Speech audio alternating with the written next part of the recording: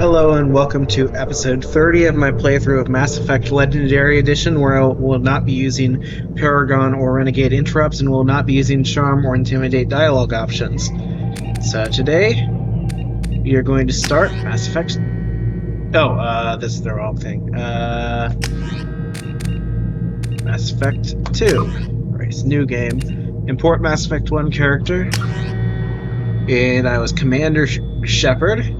As in Commander Shepard.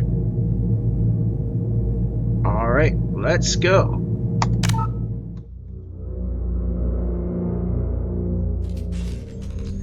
Alright, we're gonna go Insanity. Leave all that stuff the same. Continue. And Commander Shepard, 55, Infiltrator. Lincoln was killed. Council was saved. Yes, continue.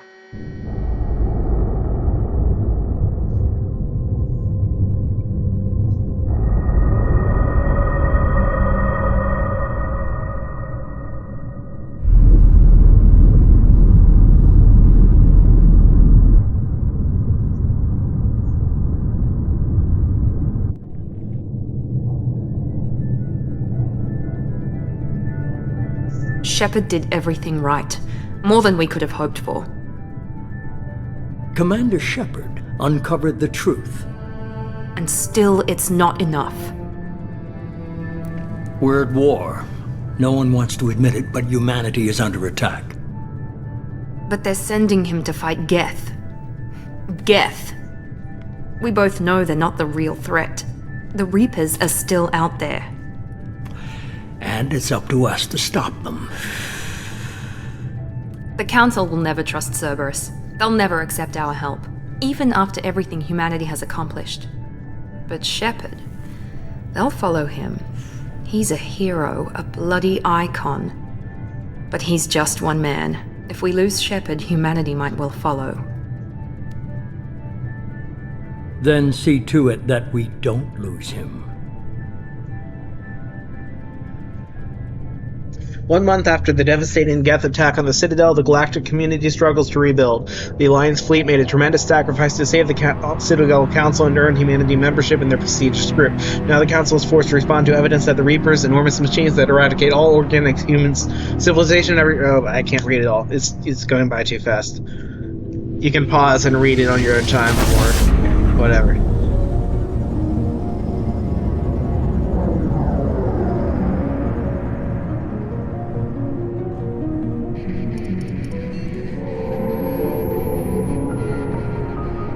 Disengaging FTL drives. Emission sinks active. Board is green. We are running silent. We're wasting our time. 4 days searching up and down this sector, and we haven't found any sign of Geth activity. 3 ships went missing here in the past month. Something happened to them. My money's on slavers. The Terminus system is crawling with them. Picking up something on the long-range scanner. Unidentified vessel. Looks like a cruiser. Doesn't match any known signatures. Cruiser is changing course. Now on intercept trajectory. Can't be. Stealth systems are engaged. There's no way a Geth ship could possibly... It's not the Geth. Brace for evasive maneuvers!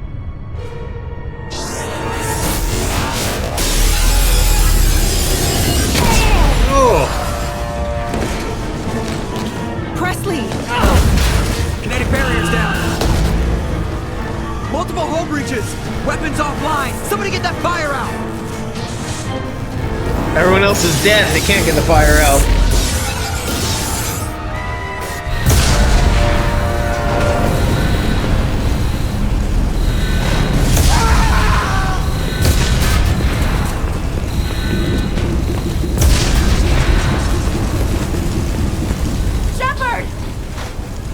Distress beacon is ready for launch. Will the Alliance get here in time?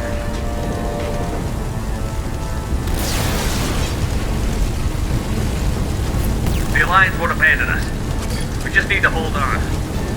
Get everyone onto the escape Joker's shuttle. still in the cockpit. He won't abandon ship. I'm not leaving either.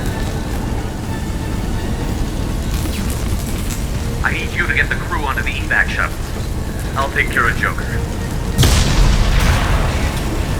Commander, Ashley, go. Now. aye aye.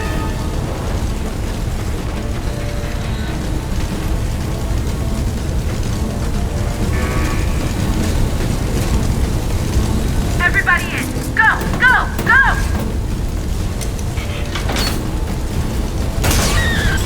Oh.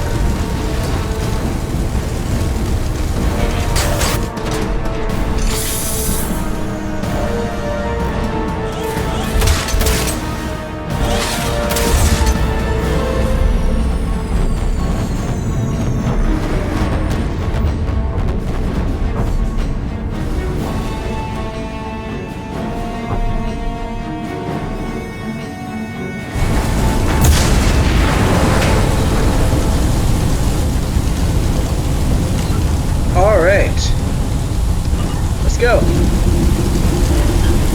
Mayday! Mayday! Mayday! This is SSV Normandy! I hear you, Joker. We've suffered heavy damage from an unknown enemy. Come on, baby. Hold together. Hold together.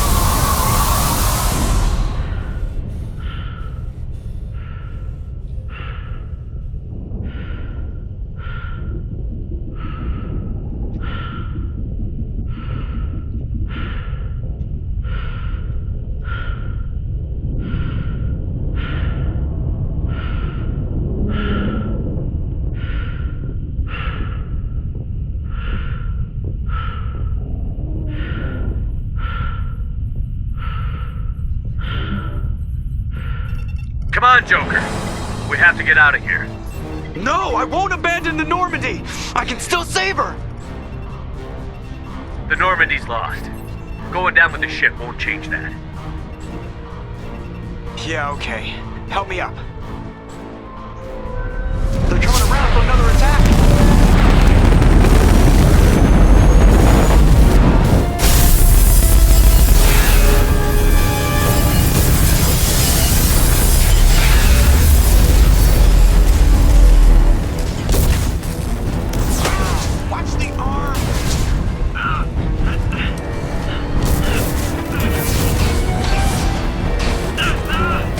Jump in.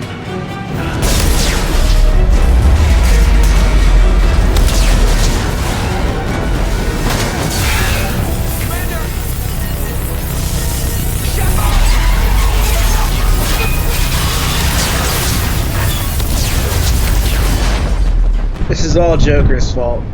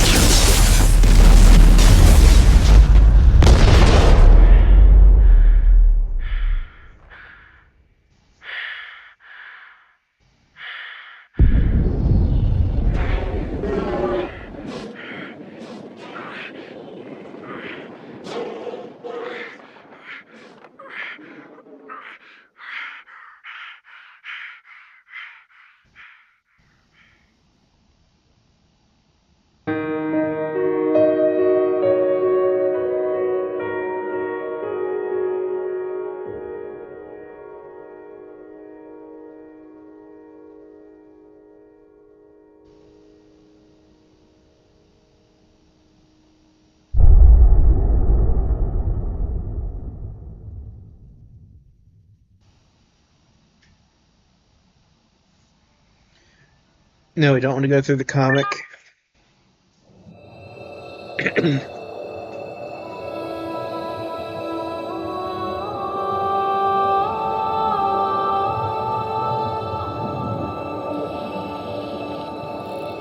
Commander Shepard has been recovered.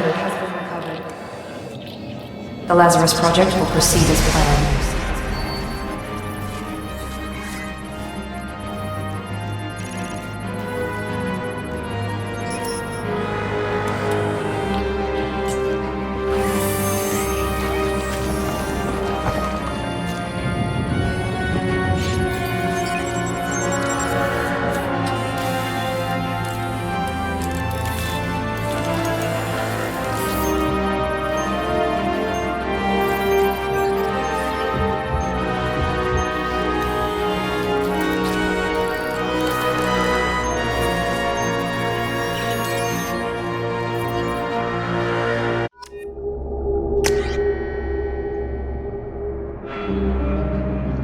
very visible seam there. Alright, well, we're just gonna accept imported face.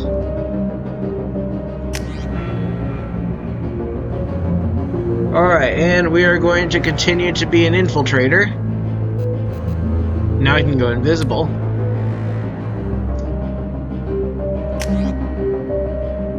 Okay, my added skill. Do I want to go neural shock?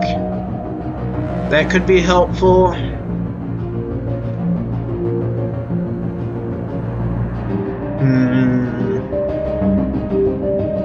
Yeah, let's do neural shock. I think that'll be good.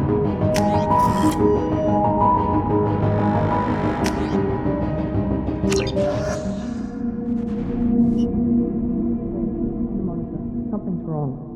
He's reacting to outside stimuli, showing an awareness of his surroundings. My God, Miranda, I think he's waking up. Damn it, Wilson. He's not ready yet. Give him the sedative. Shepard, don't try to move. Just lie still. Try to stay calm. Heart rate's still climbing. Brain activity is off the charts. Stats pushing into the red zone. It's not working. Another dose. Now. Heart rate dropping. Stats falling back into normal range. That was too close. We almost lost him. I told you your estimates were off. Run the numbers again.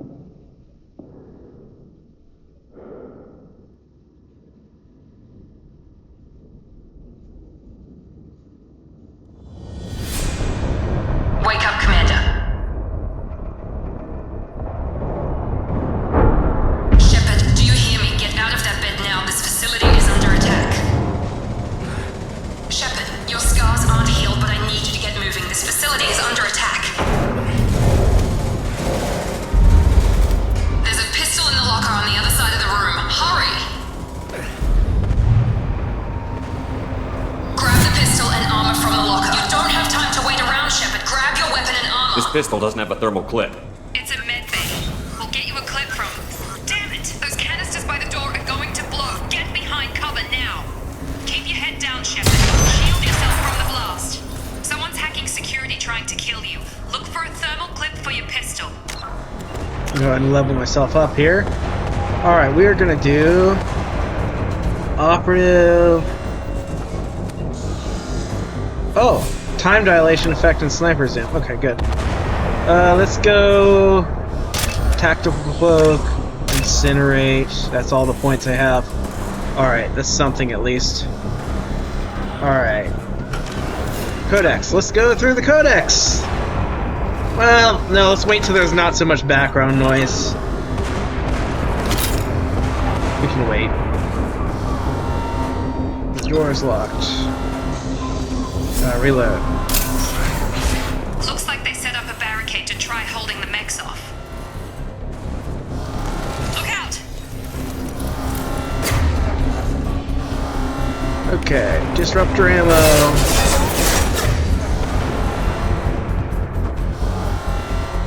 Yeah, let's see, is this in the right order? I think it is. It's in decent. Well, no, let's switch neural shock to number 1. Cloak mini number 2, that's fine. Neural shock we'll put on number 5. Alright. Moving, we need to get to the shuttles.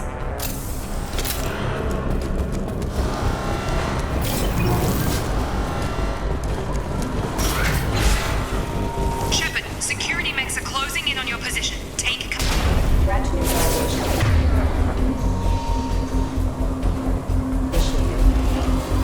Come out of cover. I missed.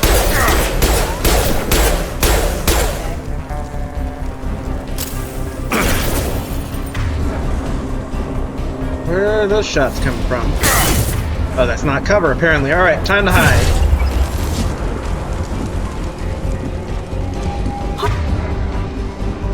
Styles detected. Yikes. I'm gonna die. I screwed up here. Okay, let's just run.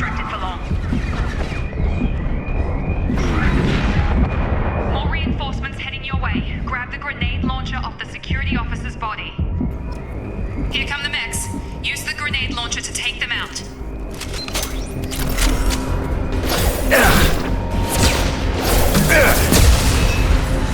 Take the elevator down 1 floor.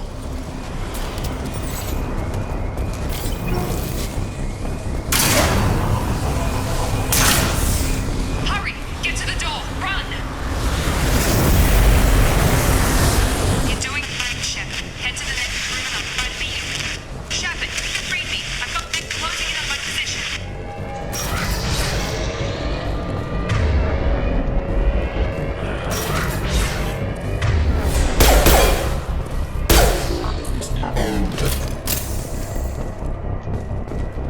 Progress is slow, but subject shows signs of recovery. Major organs are again functional, and there are signs of rudimentary neurological activity. In an effort to accelerate the process, we've moved from simple organic reconstruction of the subject to biosynthetic fusion. Initial results show promise.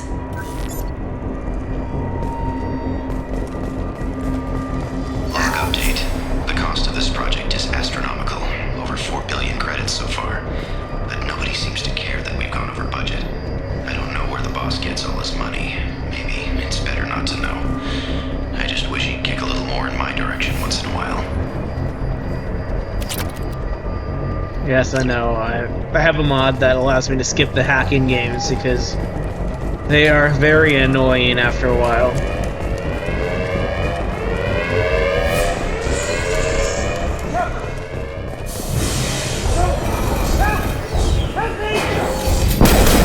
Seen it. Log update. I can't figure Miranda out. As project director, she should be ecstatic at all the progress we've made. But she's still the same old ice queen. Maybe she's worried Shepard might become the new favorite. Or maybe she is just a pure cold-hearted bitch.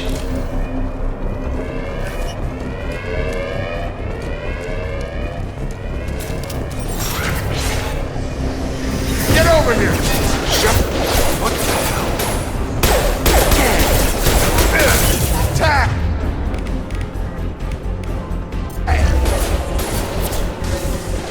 Okay, what if I can... Yeah! Run! Or what if I go invisible and then come up with I've got him. Thought you were still a work in progress. Are you with Miranda? Yeah, sorry. I forgot this is all new to you right now. I'm Jacob Taylor. I've been stationed here for— Hostiles detected. Damn it!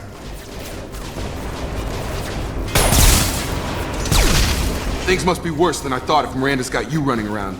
I'll fill you in, but we better get you to the shuttle first. I know this isn't the best time, but I'm sick of stumbling around when I don't know what's going on. Fair enough. I'll give you the quick version. You and your ship were attacked and destroyed. You were killed. Dead as dead can be when they brought you here. Our scientists spent the last 2 years putting you back together. You've been comatose, or worse, that whole time. Welcome back to your life. This doesn't look like an Alliance facility. It isn't. I can't say much more than that for now. The Alliance officially declared you killed in action. The whole galaxy thinks you're dead. And if we don't get to those shuttles, they'll be right. Were there any other survivors from the Normandy? I'll tell you what. You help me finish off these mechs, and I'll play 20 questions with you all day. We're low on thermal clips, but I'm a biotic. Just give the order when you want me to hit them with the good stuff.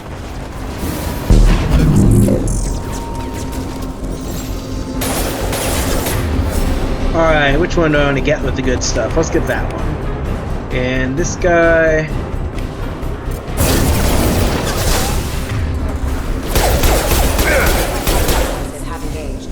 They're falling back. Okay. I promised I'd answer your questions. What do you want to know? The last thing I remember is the Normandy blowing up. Did anyone else make it? Just about everybody survived. A few servicemen from the lower decks didn't get out. Navigator Presley was killed by an explosion. But everyone else, including the non-Alliance crew, the Asari, Liara, and the Quarian, they all made it out alive. Do you know what any of them are doing now? I don't know, Commander. It's been 2 years. They've moved on. Left the Alliance. Could be anywhere. They were my team. If they knew I was alive, they'd come back. Maybe you can track them down after we get off the station. If we get off the station. Do you know anything about this attack? Who's behind it? What they're after? Damn if I know. I was getting ready for some shut-eye, then bam! Bunch of explosions. Next thing I know, every damn mech in the place starts shooting at us. I'm guessing it had to be an inside job. You'd need top security access to hack all the mechs.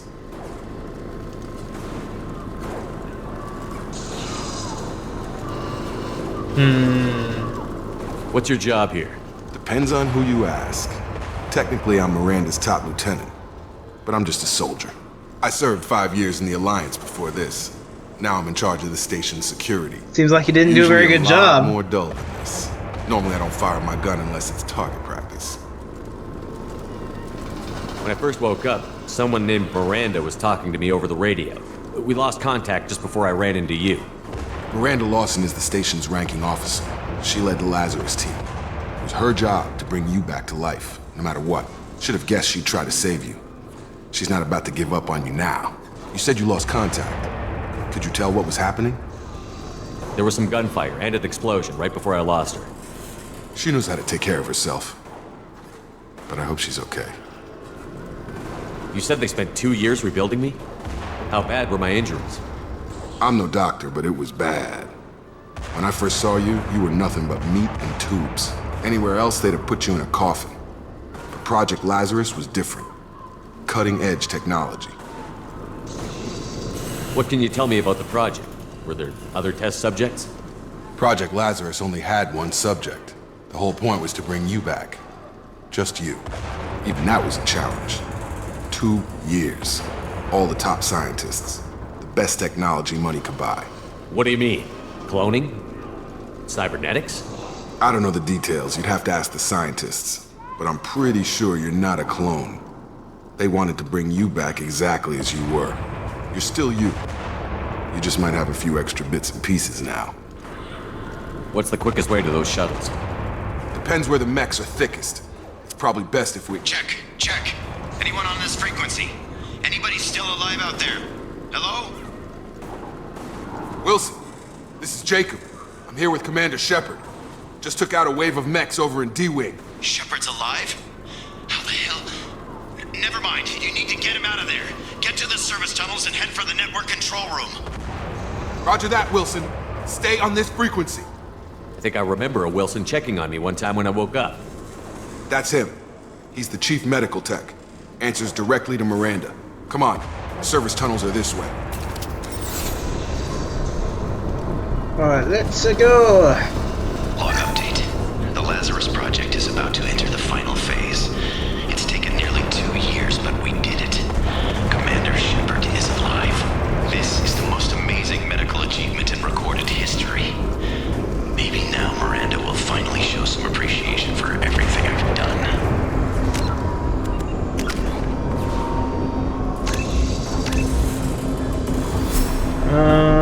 Pull.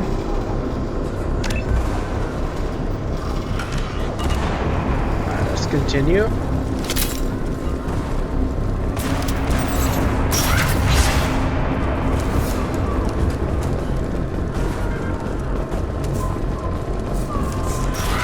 We've been spotted. Damn it, Wilson. This room is crawling with mechs.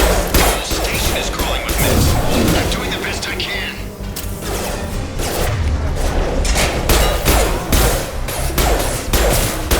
Careful. Apparently its hand is unhittable. Power. System failing. Requesting assist casualty. It's not moving. Maybe I can use pull on it? Get over here! Nope. Okay, let's just continue on here then.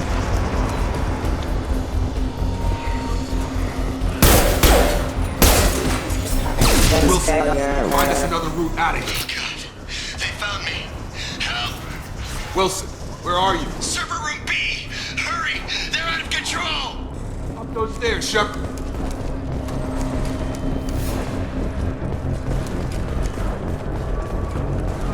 Bunch of dead people. Physical reconstruction of subject is complete, but we still need to evaluate all mental and neurological functions. Our orders were clear.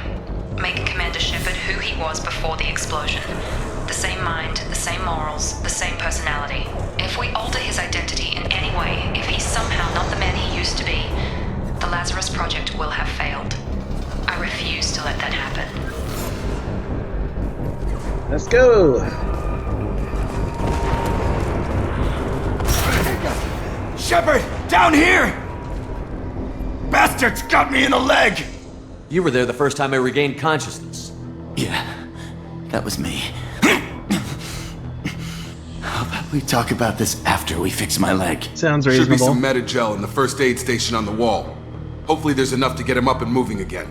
Grab the Metagel from the first aid station on the wall.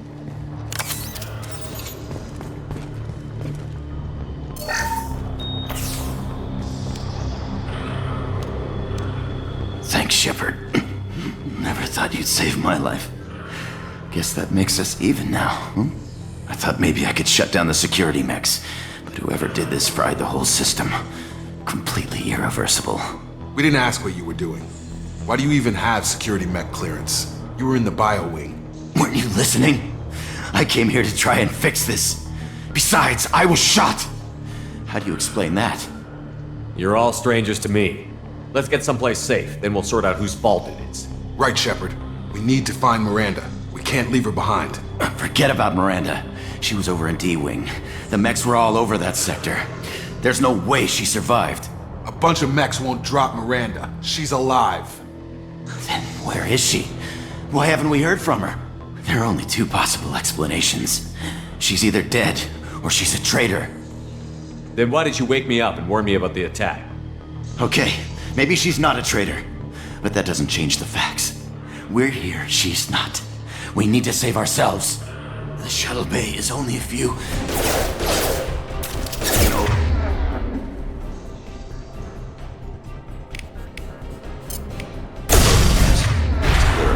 That's it. Let's get out of here.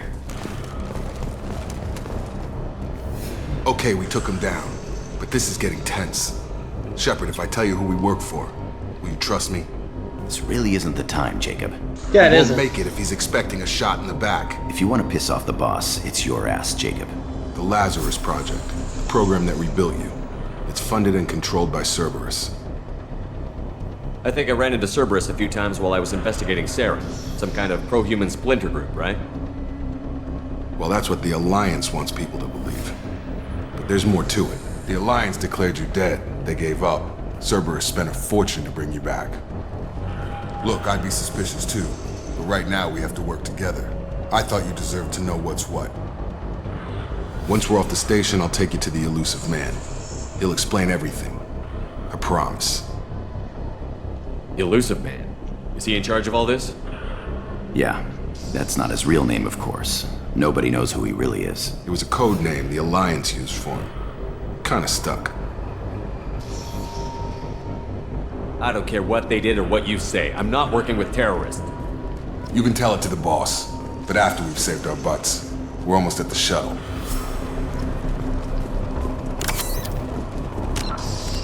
Alright. Oh, I can't even... I can't even level Wilson up. I have lost the opportunity, I guess.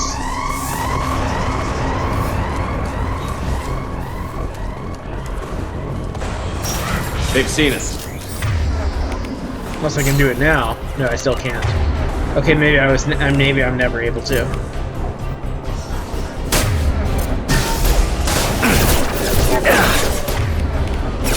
Why didn't I go invisible?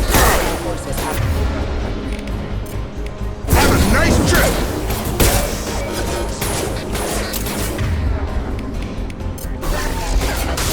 On target!